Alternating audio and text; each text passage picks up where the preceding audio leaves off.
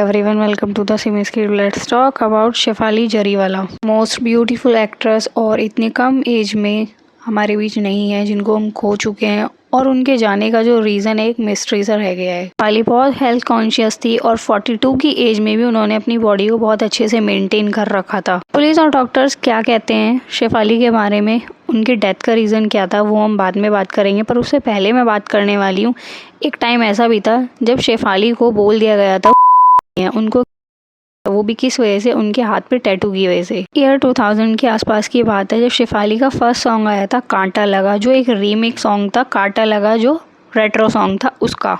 मतलब 40-50 के गाने को जब रीमिक्स बनाया जा रहा था तो वही वाला टाइम था शेफाली का जब गाना आया था। उस टाइम पे जो शेफाली का जो ड्रेसअप सेंस था और मतलब हेयर स्टाइल था और जो शेफाली का लुक था वो बहुत ही डिफरेंट था। और टैटू होना हाथ पे बहुत ही न्यू ट्रेंड था, मतलब बहुत कम लोग उस टाइम पे टैटू बनवाते थे। और शेफाली के हाथ पे बहुत बड़ा टैटू था जिसमें लिखा हुआ था आई लव यू, और वो टैटू बहुत फोकस करके दिखाया गया था सॉन्ग पे, एक कलरफुल टैटू था।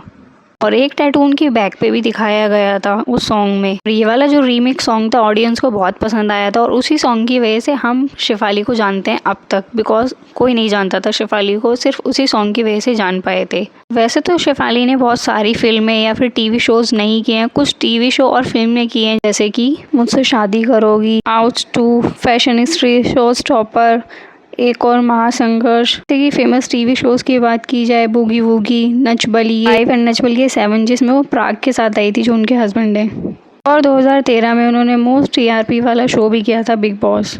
उनका कांटा लगा सॉन्ग आया था जब वो वायरल हो गई थी रातों रात, उसके बाद एक र्यूमर फैल गई थी। उस टाइम पे इंटरनेट का ज़माना तो नहीं था, टेलीफोन और छोटे वाले मोबाइल्स होते थे, पर उस पर न्यूज़ आनी शुरू हो गई थी ये लड़की अब नहीं रही है, इसको इन्फेक्शन हो गया था, इसने जो इतना बड़ा टैटू बनवाया था उसकी वजह से। और ये न्यूज़ मैंने भी सुनी थी उस टाइम पे, जो भी ये न्यूज़ सुन रहा था बहुत स्ट्रेंज लग रही थी। ओ टैटू बनवाना इतना सीरियस हो सकता है, मतलब बहुत डेंजरस है, ये तो नहीं बनवाना चाहिए। शेफाली ने खुद इन न्यूज़ के बारे में बताया था एक पॉडकास्ट में जब वो आई थी। मुझे सुनने के बाद बहुत हंसी आई थी और ये सबसे ज़्यादा फनीएस्ट न्यूज़ थी मेरे बारे में जो फैलाई गई थी कि मैं मर गई हूँ, वो भी सिर्फ एक टैटू की वजह से। उसके बाद हमने शेफाली को देखा था 2004 मुझसे शादी करोगी फिल्म में, तब लोगों को पता चला था अरे वो तो र्यूमर थी, वैसे ही झूठी अफवाह फैला दी थी। और अभी जब वो नहीं है तो जो मीडिया वाले हैं ना वो बहुत ज़्यादा हो रहे हैं, क्योंकि इंटरनेट नहीं था तब तक सब ठीक था।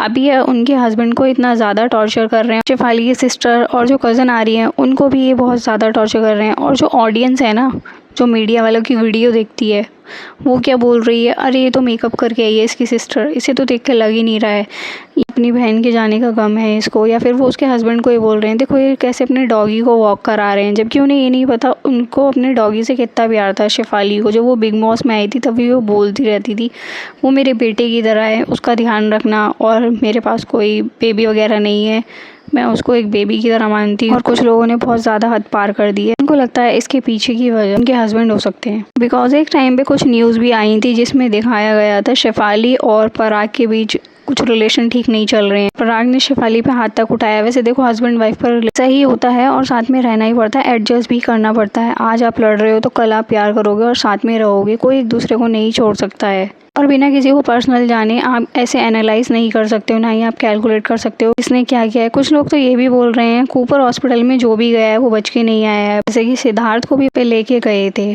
पर शेफाली हॉस्पिटल जाने से पहले ही रास्ते में अपनी आखिरी सांस ले चुकी थी, ऐसा डॉक्टर्स ने बताया। अभी कुछ लोग ये भी कैलकुलेट कर रहे हैं वो बिग बॉस हाउस में गई थी और जब सिद्धार्थ शुक्ला भी गए थे तो दोनों नहीं रहे हैं इस time, same season same hospital. अभी पुलिस सिर्फ यही बोल रही है उनको कार्डियक अरेस्ट हुआ, बहुत ज़्यादा बीपी लो होने की वजह से उनको शिवरिंग हो रहा था, ठंड लग रही थी, उनकी बॉडी बहुत ज़्यादा ठंडी हो गई थी। पुलिस का कहना ये भी है कि मेडिकेशन भी चालू थी, एक दिन में वो बहुत ज़्यादा टैबलेट्स लिया करती थी बिकॉज एंटी एजिंग के लिए। लड़का उनको आईवी और इंजेक्शन देने आया था, उसने बताया वो उनको एंटी एजिंग का इंजेक्शन देने आया था, विटामिन सी और ग्लूटाथायोन, और वो खाली पेट थी बिकॉज उनके यहाँ पे सत्यनारायण की पूजा थी और उस दिन उन्होंने फास्ट रखा हुआ था। उन्होंने फास्टिंग के दौरान ही वो इंजेक्शन ले लिया था मॉर्निंग में, और जैसे जैसे दिन ढलता गया तो उनकी हालत और ख़राब होती गई और बीपी लो हुआ बहुत ज़्यादा और रात होते होते वो फेल डाउन हो गई। शेफाली की फ्रेंड पूजा का कहना है ये सही नहीं है, वो दुबई में रहती हैं और दुबई में हर एक सेंटर या फिर हर एक सैलून में ये सर्विस प्रोवाइड करते हैं, विटामिन सी और ग्लूटाथायोन, जो बिल्कुल सेफ़ है, और खुद भी सजेस्ट करती हैं इन सब के लिए क्योंकि वो भी शायद यही सब सर्विस प्रोवाइड करती हैं। और उनका कहना ये भी है विटामिन सी तो सभी लेते हैं जब से कोविड-19 के बाद से ही, तो और गाइस एंटी एजिंग के लिए बहुत सारी टैबलेट्स लेना जो बहुत रिस्की हो सकती हैं, आपको पता ही है ना, सर्जरी प्रोसीजर और बहुत सारी पिल्स और टैबलेट्स लेना कहीं ना कहीं डेंजरस तो हो ही जाता है हमारी बॉडी के लिए, लंग्स के लिए, हार्ट के लिए बिल्कुल भी सेफ नहीं है। वो कोई स्ट्रेंज तो लग ही रहा है, 42 में इतनी यंग थी। आप करीना को ही देख सकते हो, उनके फेस पे भी कितनी सारी रिंकल्स और फ्रैकल्स दिखती है, क्योंकि जब एज होती है तो आपके फेस पे ब्लैक डॉट्स या फ्रैकल्स कुछ टाइप के मार्क्स भी आने शुरू हो जाते हैं रिंकल्स के साथ साथ। तो शेफाली के फेस पे कुछ भी नहीं था, अपनी एज से बहुत ज़्यादा यंग लगती थी वो। गाइस फॉर दिस वीडियो, ऐसी और वीडियोस के लिए आप मेरे चैनल को सब्सक्राइब कर लेना, वीडियो को लाइक कर देना और कमेंट करना मत भूलना। मिलेंगे अगली वीडियो में। Thanks for watching.